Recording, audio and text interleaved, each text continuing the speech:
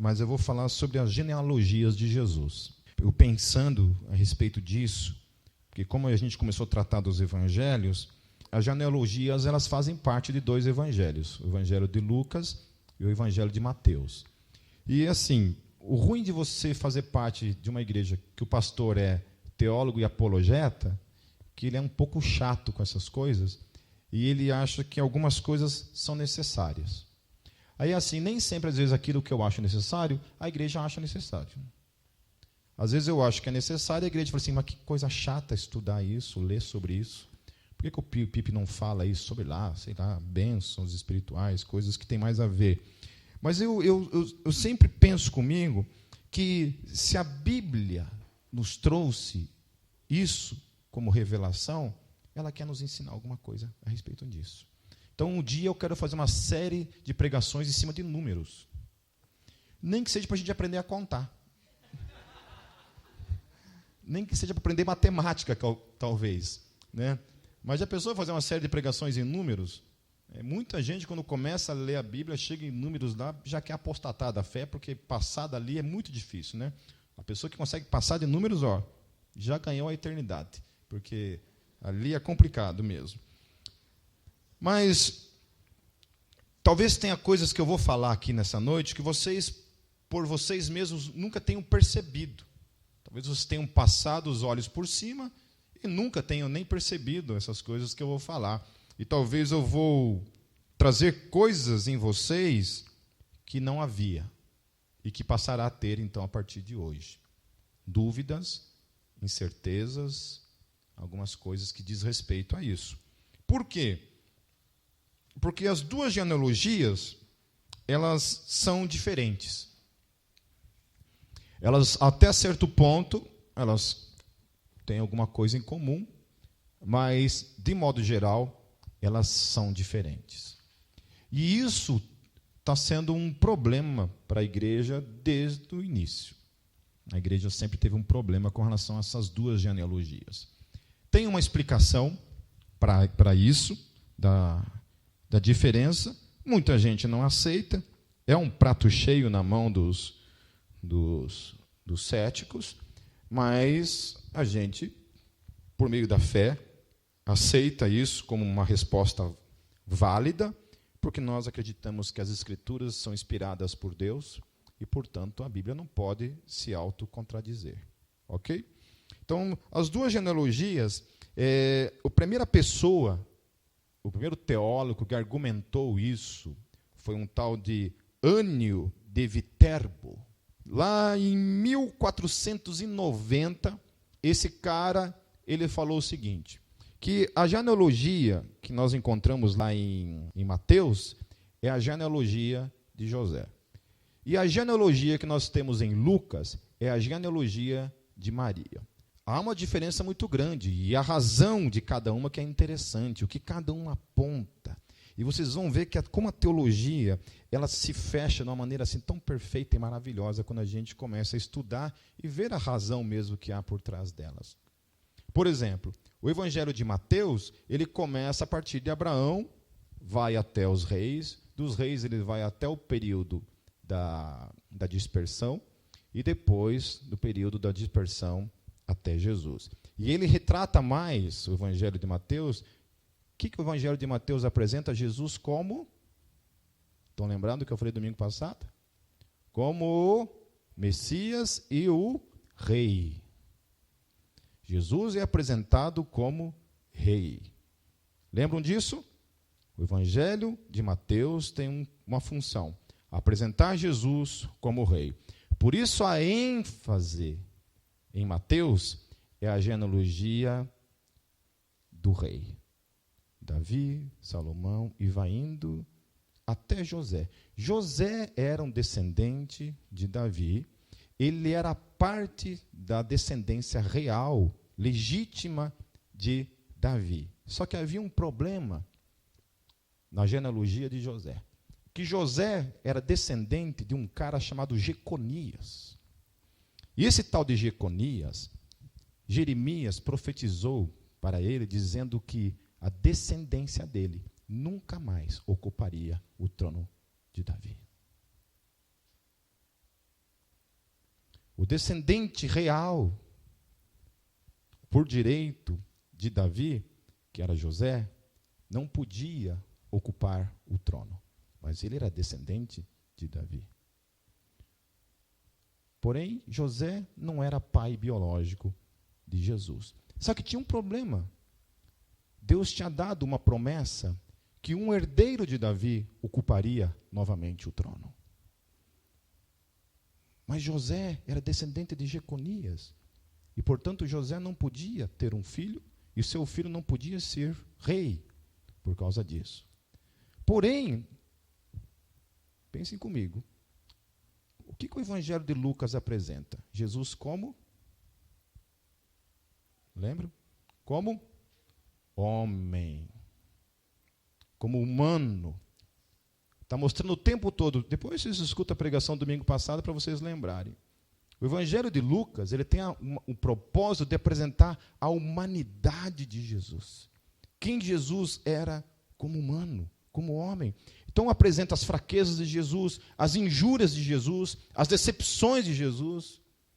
Não é isso que eu falei domingo passado? Mostra todo esse lado humano de Jesus.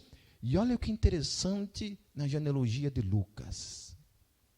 Lucas começa em Jesus e vai, sabe até onde? Até Adão. O início da humanidade.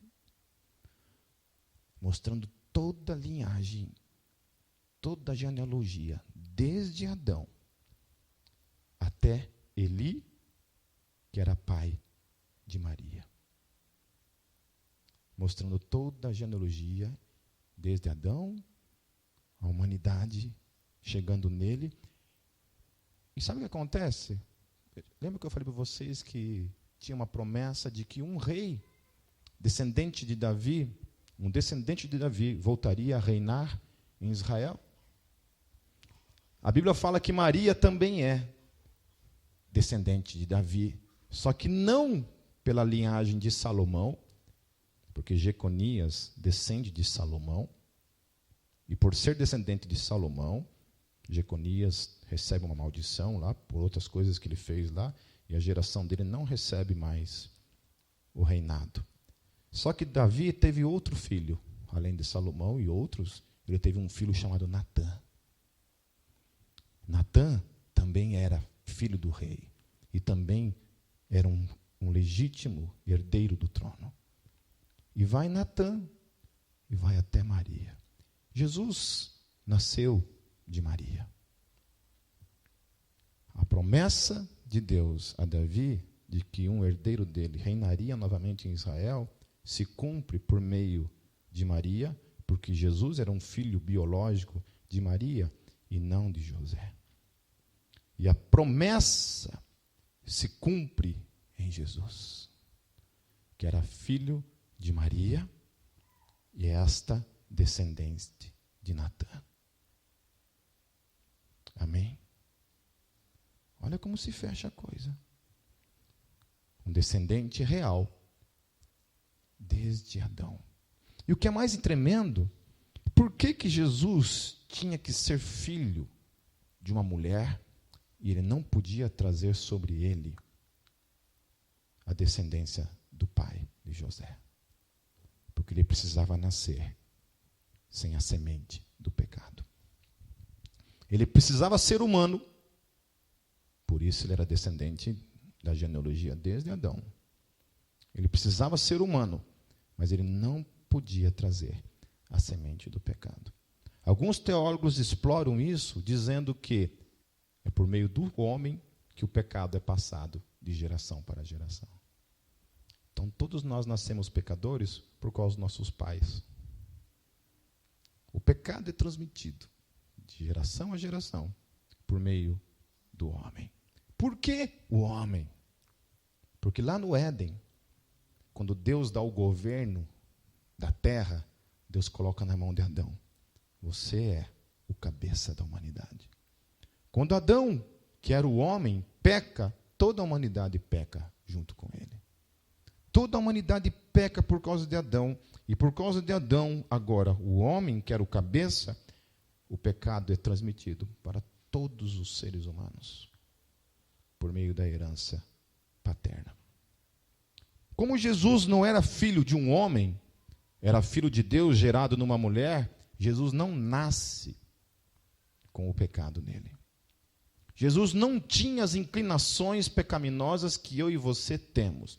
Era sim humano, era sim tentado como todos nós somos, porém ele não tinha as inclinações do pecado como eu e você temos dentro de nós. Ele era humano, mas ele não tinha essas inclinações pecaminosas que eu e você temos. Nós nascemos pecadores, ele não nasceu pecador. Por que que ele não nasceu pecador? Porque o sacrifício que precisava ser oferecido naquele dia, naquela cruz, precisava ser um sacrifício perfeito. Sem pecado, sem mácula, sem mancha alguma, sem defeito algum. Nenhum ser humano, além dele, uma vez que nasceu de Adão, poderia subir naquela cruz, se trouxesse com ele a semente do pecado. Porém, todos nós morremos nele, num homem perfeito, sem defeitos, sem pecados. Ele assumiu todo o pecado. Aquele que não conheceu o pecado, a Bíblia diz, ele se fez pecado por mim e por você. Eu fico imaginando Deus, que nunca conheceu o pecado, não sabe o que é o pecado. Quando ele assume aquele dia, a minha culpa e a tua culpa, todas as porcarias que nós fizemos, desde as coisas mínimas que nós fazemos na nossa vida como coisas erradas, até os absurdos que a humanidade já cometeu em toda a sua história, ele assume sobre ele. Eu fico pensando ele sentindo aquilo sobre ele, porque a Bíblia fala que ele assumiu aquilo. A coisa foi tão real aquilo, que a Bíblia fala que aquele dia se tornou escuro. Alguns especulam que foi um eclipse, não sabemos. Pode ter sido. Não sabemos. Sabemos que aquele dia talvez tenha sido o dia mais escuro da humanidade. Porque foi o dia em que o Deus Todo-Poderoso se fez pecado por mim e por você. Assumiu toda a nossa feiura, todos os nossos pecados. Todos eles. Num debate, um apologeta chamado Ravi Zacarias, ele fala que o cético, quando ele olha para a Bíblia, ele abomina a Bíblia, as coisas que acontecem, as guerras, as mortes, tantas coisas, e nós vamos falar bastante sobre isso, sobre algumas coisas relacionadas a essas genealogias. E Ravi Zacarias, ele fala assim, tudo bem, então vamos pensar por um momento que Deus não existe. Se Deus não existe, quem inventou Deus? O ser humano. Se foi o ser humano que inventou Deus, quem fez todas essas coisas horríveis que a Bíblia descreve? Os seres humanos. Daí ele começa a ler uma lista de estatísticas de todas as guerras que a humanidade fez. Todas elas. Nós estamos falando de guerras, nós não estamos falando das coisas do dia a dia que eu e você e cada um de nós fazemos todos os dias. Se nós pararmos para pensar somente nas coisas que cada um de nós cometemos no dia a dia, na nossa vida, desde que a gente nasce até hoje, e as coisas que provavelmente iremos fazer no nosso dia a dia, somente isso é suficiente para não compreender como Deus pode permanecer nos amando. Agora, se a gente somar tudo o que acontece aqui com cada um de nós, a gente colocar isso tudo, somar aqui dentro, se nós pudéssemos pegar e materializar essas coisas feias que nós fazemos aqui, não teria espaço para caber as coisas feias que a gente faz. E agora some a isso toda a humanidade e some a isso toda a história da humanidade. Como Deus não destruiu a terra ainda? Não sabemos. Então, quando o ser humano se coloca numa postura de julgar Deus e dizer assim, Deus é injusto, olha que coisa horrível que a Bíblia descreve.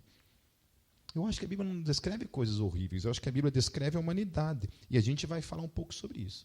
Eu quero ler apenas uma das genealogias, eu não vou ler as duas, porque são muitos nomes, Mas eu quero ler uma delas e eu quero ir falando sobre cada uma delas.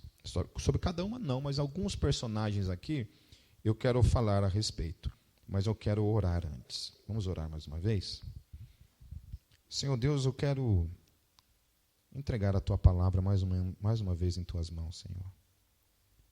Pedir que a Tua palavra fale conosco nessa noite. Que ela ministre em nossos corações, Senhor. Da forma como só o Teu Espírito pode ministrar, Senhor. Perdoa os nossos pecados, limpa-nos, purifica-nos, Senhor. Lava-nos, lava-nos, Senhor Jesus. Para a glória do Teu santo nome é que eu oro. Amém. Eu vou ler e depois eu quero destacar alguns desses personagens. Mateus, capítulo 1, versos 1 a 17, diz assim: registro da genealogia de Jesus Cristo, filho de Davi, filho de Abraão. Abraão gerou Isaque, Isaque gerou Jacó, Jacó gerou Judá e seus irmãos. Judá gerou Pérez e Zerá, cuja mãe foi Tamar.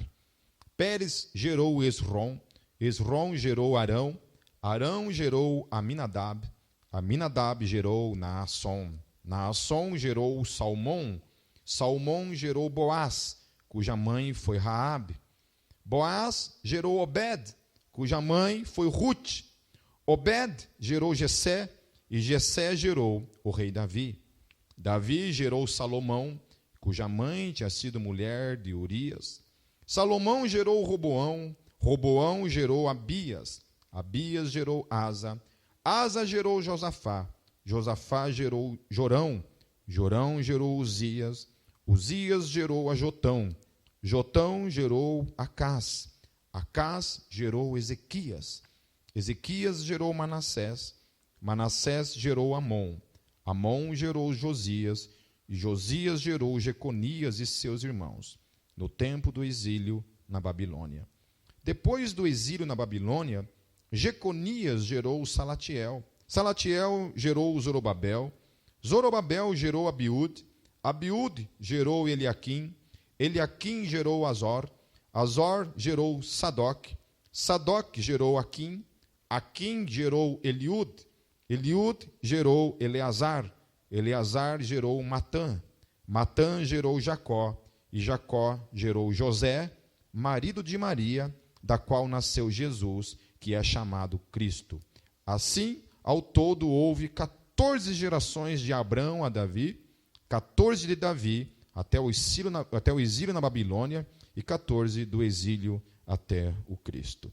Uma coisa que é interessante aqui é que na genealogia de Mateus, o texto fala assim que Jacó gerou José. Na genealogia de Lucas, não fala que Eli gerou José, ok? E aqui ele fala assim uma coisa interessante.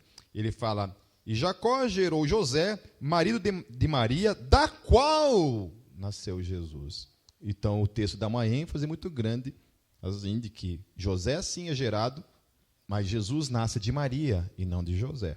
Lá no texto de Lucas, não vai falar isso. Vai falar assim, Jesus, daí vai falar outras coisas, mas não fala que José foi gerado por Eli. Isso também é uma das coisas. Depois, lá no site da Descontradizendo, não no blog, tem todo um estudo lá, que o Borne foi a pessoa que montou esse estudo, onde a gente trabalha essa questão da genealogia lá, com bastante fontes, bastante informação lá, é mais esmiuçado. Então, eu não vou falar sobre isso, porque é muita coisa para ser falada. Precisaria ficar aqui um tempo todo falando sobre isso. Agora, sim, quando a gente ouve falar da história de cada um de nós, eu penso na minha história é bonita, perto de algumas coisas que estão nessa genealogia. Tem cada coisa aqui que eu comecei a dar uma olhada na vida de cada um desses caras, e eu destaquei apenas alguns, porque eu tive que parar de falar, de ver sobre cada um aqui, senão o negócio aqui, eu ia ter que ficar 4 domingos aqui só para falar dos podres de cada um desses caras. Se alguém tem uma genealogia suja, esse alguém é Jesus Cristo. Parece que Deus falou assim, eu vou salvar a humanidade. E vou colocar tudo que é árvore podre como raiz, que vai chegar lá na frente, que é onde eu vou nascer. A história da descendência de Jesus é uma descendência muito feia. É uma história muito feia. Por exemplo, Abraão, que a gente chama de pai da fé, era um homem que mentia. Essa coisa, era um homem mentiroso. Era um homem que se acovardava e mentia. Jacó, ele era chamado de o trapaceiro. Porque Jacó, ele tinha uma habilidade de trapacear as pessoas. Ele trapaceou os irmãos, trapaceou o pai. Ele era esse cara, ele era trapaceiro. Agora, o tal de Judá, que era um dos filhos, o que aconteceu? Tamar, ela, para conseguir lá um esquema lá, essa tal de Tamar, ela pegou e se fez de prostituta. Ela colocou uma roupa de prostituta e ela ficou num ponto lá esperando o Judá passar. Quando o Judá passou, viu ela estava coberta, alguma coisa, né? E eu estava lendo essa história, eu já tinha lido essa história, e alguma coisa na minha memória, eu tinha essa história, e daí quando eu fui ler, eu fiquei assim, escandalizado, cara. Falei, cara, que menininha sem vergonha. Que irmãzinha piriguete. Ela se vestiu de moça da vida, e foi lá e ficou num lugar lá, que era um ponto. Judá, quando viu ela devia estar coberta, alguma coisa, usando algum tipo de véu. E aí, quanto que é aí? Quanto que é aí?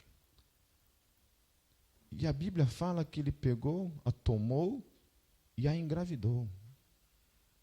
E aí o que é interessante no texto é que Tamar fica grávida, e aí os servos de Judá descobrem que ela tinha ficado grávida. Só que Tamar era a nora dele. Ela tinha sido nora. Ela tinha casado com um filho mais velho. O filho mais velho morreu. Pela lei, o irmão que vinha em seguida tinha que assumi-la como esposa. Esse também assumiu ela como esposa, só que esse cara também morreu. Não sei, tinha alguma coisa nessa mulher que não era certo. Essa mulher era o Satanás, só podia. Tinha alguma coisa nela que matava os maridos dela. E aí, só que o outro filho que vinha em seguida era muito novo para possuí-la. Se fosse nos dias de hoje, era moleza, né? Piazada hoje, né, já sabe tudo rapidinho, né? Mas naquela época, não. Lá com 40 anos, você era gogutinha ainda. Né? Mas, o que acontece? Ele dispensa ela e fala assim, não, você vai lá, espera ele crescer. Quando ele crescer, ele te assume como esposa.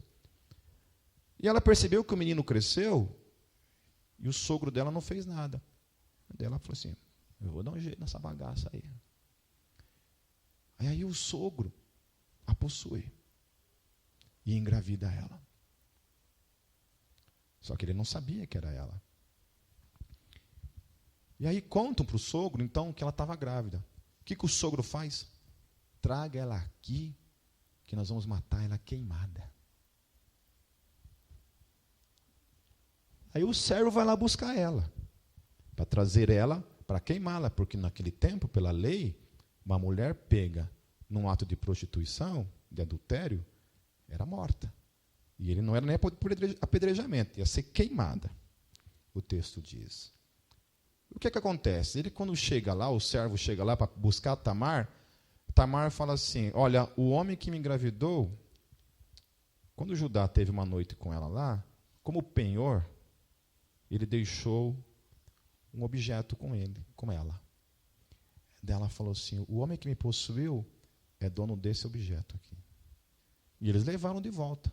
Ó, o cara que engravidou ela é o dono desse objeto aqui. E ele reconheceu o objeto. Ele, vamos mudar de assunto. Vamos mudar de assunto, que essa mulher realmente é uma mulher misericordiosa. Ou seja, ele não se denunciou. Você vê como que as coisas funcionavam antigamente, né? Era assim. A mulher cometeu o erro, e a mulher era visível, porque ela tinha engravidado. E Judá tinha feito o mesmo erro que ela, só que Judá queria então matá-la. Mas uma moça esperta da vida foi uma pessoa que depois gerou Pérez. Por meio desse ato, nasceu um casal não, mas nasceram gêmeos, que é Pérez e Zerá. Eu fico pensando nessas duas crianças, quando nasceram, eram filhos do vô. Não, eram filhos do vô. Estava ali. O vô era o pai. Então, agora, tem um outro aqui, que se chama Salmão. Salmão, quando eu fui dar uma olhada, Salmão ele se casou também com uma prostituta. Salmão se casou com uma tal de Raabe. Raabe foi aquela prostituta que vivia lá em Jericó e que fugiu junto com o pessoal lá. Aqui foi ela. Ó. Salmão se casou com Raabe e desse casamento geraram Boaz. Boaz foi um homem que era filho então de uma ex-prostituta. E quando ele cresce, a Bíblia diz que ele se tornou um homem justo. Isso não é tremendo?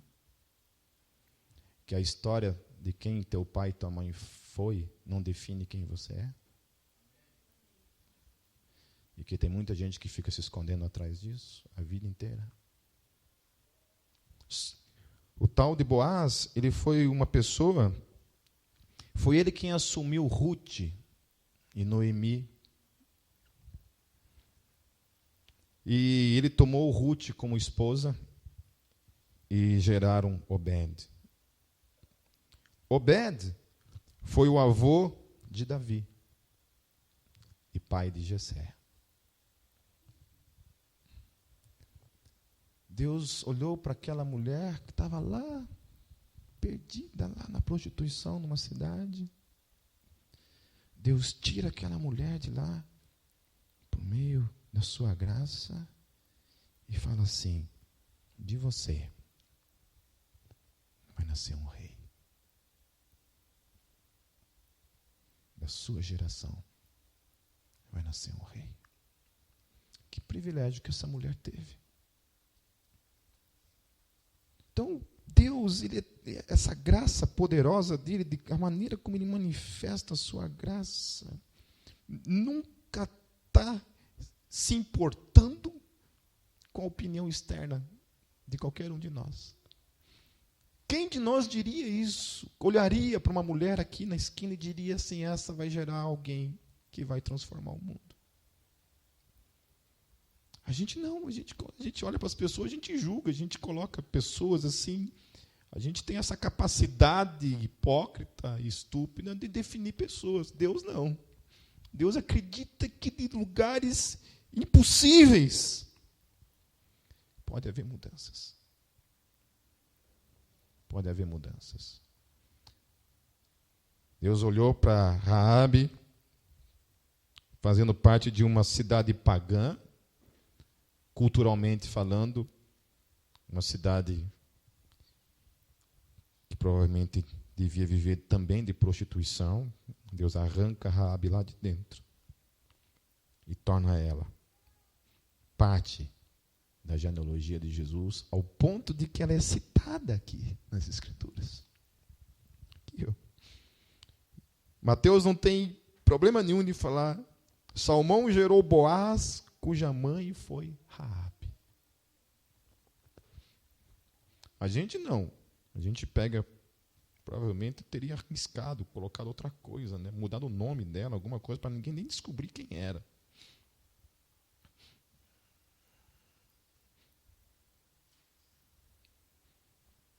Davi, daí continua a história. A história estava tão bonitinha, né? estava tão linda. Deus resgatando vidas, Deus resgatando pessoas que não merecem, que não têm mérito nenhum, graça total. Daí, Boaz gera Obed, Obed gera Jessé, que Jessé gera o tal de Davi. Davizinho. O último dos filhos.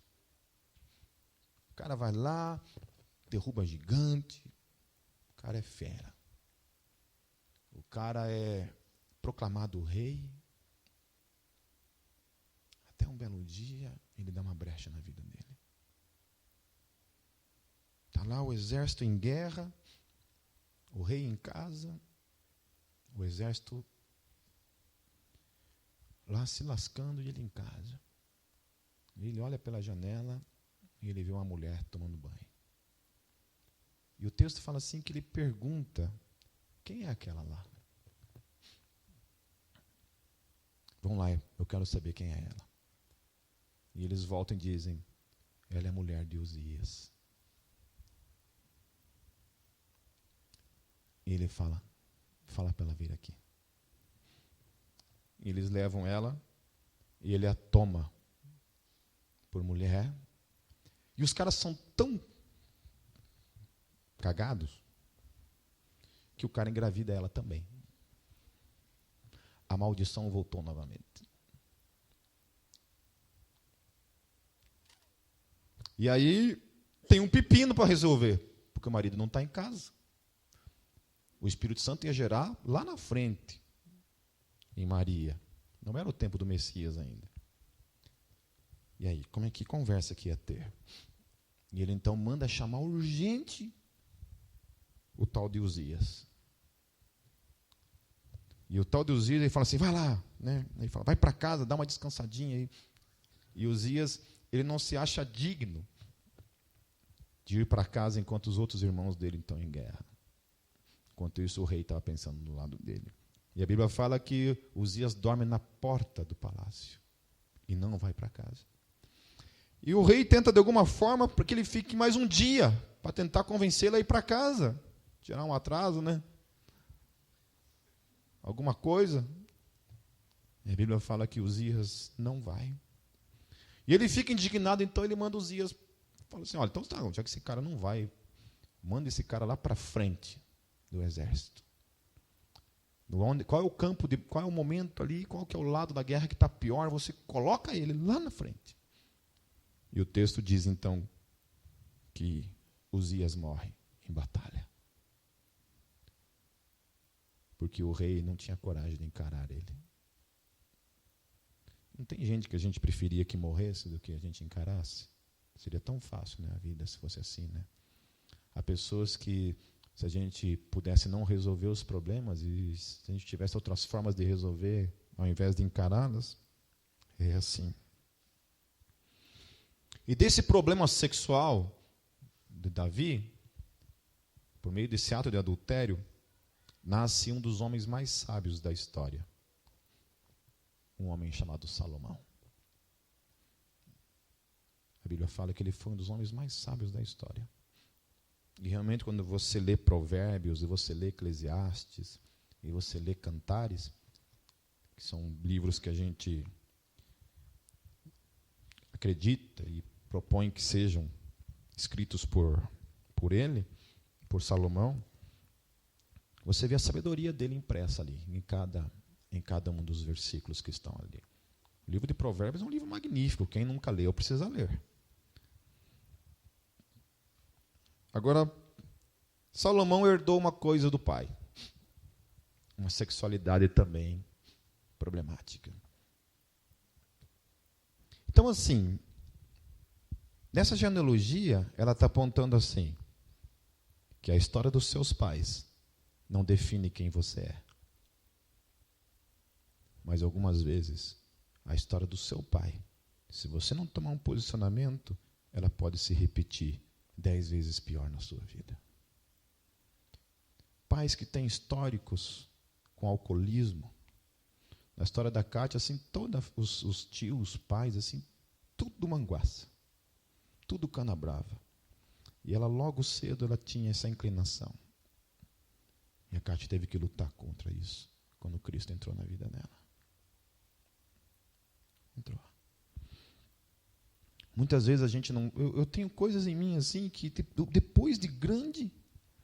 Depois que eu comecei a enfrentar as minhas lutas consciente, porque o Espírito traz isso, essa consciência das áreas que a gente precisa lutar, eu comecei a perceber que tem coisas que eu estava fazendo, que eu estava repetindo as mesmas coisas que meu pai.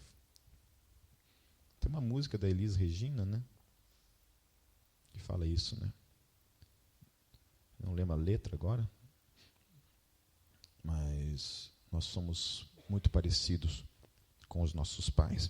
E Salomão ele não foi só somente parecido, mas ele foi muito pior.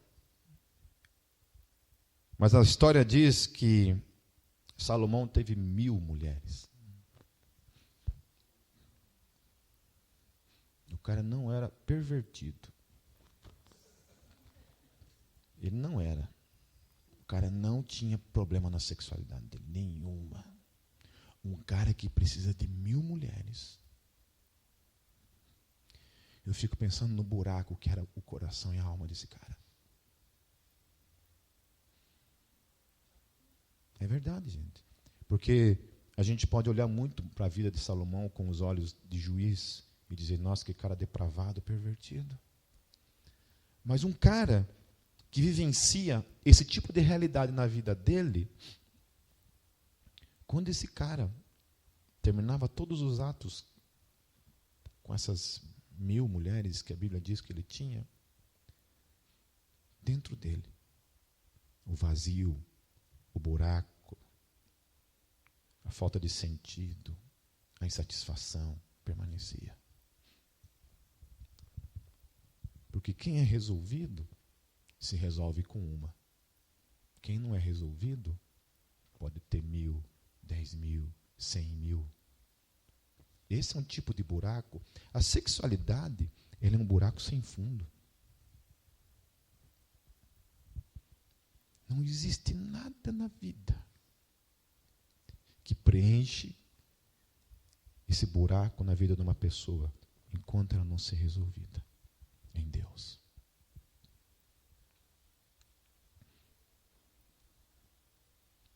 Pode? Pode não faça. Porque eu acho que a grande parte de nós aqui já experimentou e sabe que é muito diferente quando você está bem resolvido em Deus. Então eu olho para a vida de Salomão e fico pensando no quanto esse homem sofria nessa área na vida dele. E a Bíblia fala que por causa disso, por causa dessas muitas mulheres que ele tinha, ele foi influenciado por essas mulheres a adorar a outros deuses. E Salomão se prostrou diante de outros deuses. E o texto fala que Deus se indignou com ele e falou com ele. E o texto fala que Deus tinha falado com ele 2 vezes. Deus tinha aparecido para ele e falado com ele cara a cara. Dizendo, cara, pede o que você quiser para mim. O que você quiser. E Salomão fala assim, olha, eu te peço sabedoria. Mas de alguma forma, toda a sabedoria de Salomão, talvez se eu estivesse no lugar dele, se ele pudesse prever o que viria na vida dele, talvez ele falaria, Deus, me torne eunuco. Ou Deus, cura a minha sexualidade. Me ajude. Porque eu não quero repetir a mesma história do meu pai. Não quero repetir a mesma história da minha mãe. Sabe, eu acho que às vezes a gente precisa ter a graça de perceber o caminho dos pais e mudar isso na nossa história, em nome de Jesus. Porque a história dos nossos pais não define quem somos. Mas se não tivermos uma postura diante de Deus, pode sim se transformar numa tragédia. Muito pior. E aí os caminhos que isso pode nos levar, só Deus para conhecer.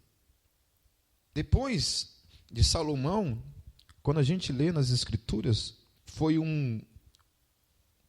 uma história de reis, sobre reis que vinha um rei, fazia coisas piores que o pai fazia, morria, vinha o filho, substituía, o filho fazia pior do que o pai fazia, e a gente vê uma história de sucessões, de reinado, de reis piores que os outros. De repente, nascia um outro filho que substituía o pai, e aquele filho restaurava Israel. Por um ato milagroso, alguém se posicionava e falava assim: eu não vou repetir a história do meu pai, eu vou ser outra pessoa. E a Bíblia fala: este então restaurou o culto ao Senhor, tirou todos os postes ídolos, passava 2 gerações de reis, continuava a mesma história, vinha um lá e se inclinava. Isso é uma das coisas que a gente tem medo, porque às vezes você constrói todo um legado em Deus da sua vida, mas pode significar que seu filho não vai continuar a sua história. Isso é o mais triste. Logicamente que nós esperamos que o nosso Deus de toda a graça nos conceda a graça de que nossos filhos, netos, permaneçam servindo o nome dele até o fim. Amém? Então eu e você, nós fazemos parte desse grande desafio de olharmos para a nossa genealogia, para a nossa história e mudarmos. E às vezes a nossa história nem começa em tragédia nos nossos pais, mas ela pode começar em nós mesmos, por meio de uma escolha estúpida que eu e você cometemos. Eu não conheci o meu avô, mas meu pai um dia fez uma escolha estúpida que destruiu o casamento dele com a minha mãe. E ele colheu o fruto disso depois. Todas as vezes em que eu sou tentado, como qualquer ser humano nesse mundo, eu sempre penso nisso, de uma oração que eu fiz um dia. Deus, quando eu casar e eu tiver o meu filho, a minha esposa e o meu filho, eu não quero repetir os mesmos erros. E eu fiz uma oração diante de Deus.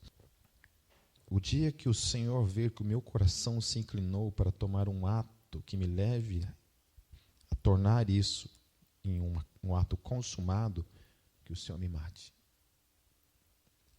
Então, se eu morrer por esses tempos aí, algum momento, talvez tenha sido por causa disso. Eu peço que Deus me leve antes de eu envergonhar o nome dEle. Antes de eu envergonhar minha esposa e meu filho. Porque, gente, se você não quebrar, quem vai quebrar? Nós precisamos quebrar esses históricos. E assim, eu olho para a história de Jesus, e talvez Deus tenha permitido toda essa história de genealogia, de coisas boas, porque também haviam coisas boas, não é só podridão, porque a nossa vida também não é só podridão, nossa vida também tem coisas boas. Há coisas belas, há exemplos lindos na nossa vida. Eu estava falando da minha mãe hoje mesmo, né? Carregar um saco, uma melancia no braço, 2 quilômetros, uma coisa que me marcou a minha vida. Marcou minha vida até hoje. Agora, talvez Jesus tenha permitido tudo isso na história que arremete à história dele, a sua humanidade, justamente para apontar que ele estava disposto mesmo a trazer toda essa coisa sobre ele aquele dia. Naquele dia na cruz, todos os pecados de Davi com Batseba foram redimidos. O assassinato sobre Osias, todos os pecados de Raabe, todos os pecados de Salomão, todos os pecados dos seus herdeiros ao trono, os reis que vieram depois, Todos eles, Jesus estava dizendo, olha, desde Adão, toda essa podridão eu assumi naquele dia. Jesus vem a esse mundo como aquele cordeiro no meio de todos esses lobos. Ele vem, sobe numa cruz e assume em definitivo toda a nossa feiura.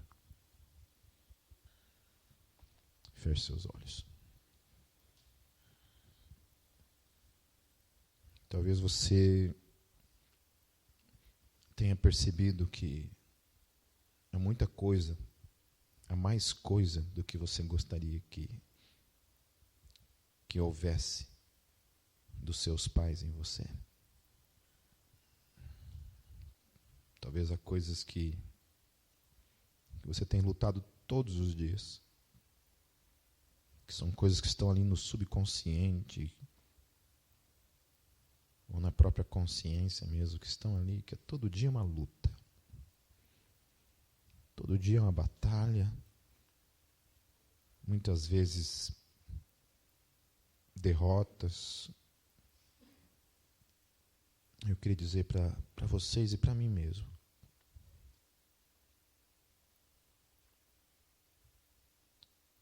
que o Senhor Jesus conhece isso. Sabe de todas estas coisas. E Ele está dizendo para mim e para você que Ele nos ama mesmo assim, ao ponto de subir naquela cruz por causa disso. Mas Deus quer dizer algo mais ainda para mim e para você, que nós podemos nos ver livres disso, para a glória do nome dEle. Sabe, fale para Ele assim: Senhor Jesus, por meio da Tua cruz, por meio do Teu sangue naquele dia, eu peço que o Senhor quebre qualquer tipo de herança, de maldição, de continuidade que há sobre mim, Senhor, que estão sobre mim todos os dias e que extrapolam, Senhor, as escolhas,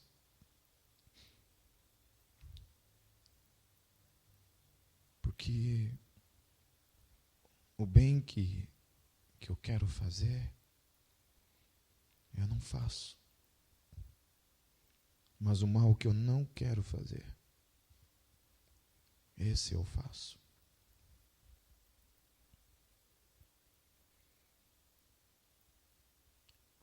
Senhor Jesus, eu quero profetizar sobre a vida de cada um que está aqui nessa noite. Uma nova história, Senhor. Deus, de homens e mulheres cuja a ruptura do pecado se deu naquele dia na cruz, Senhor. Tua palavra nos dá a certeza de que nós somos novas criaturas, Senhor. De que as coisas velhas se passaram e tudo se fez novo, Senhor. Nos ajude, Senhor, a caminharmos segundo o Teu coração, Deus. Novos homens e novas mulheres e uma nova história vivida para a honra e para a glória do Teu santo nome.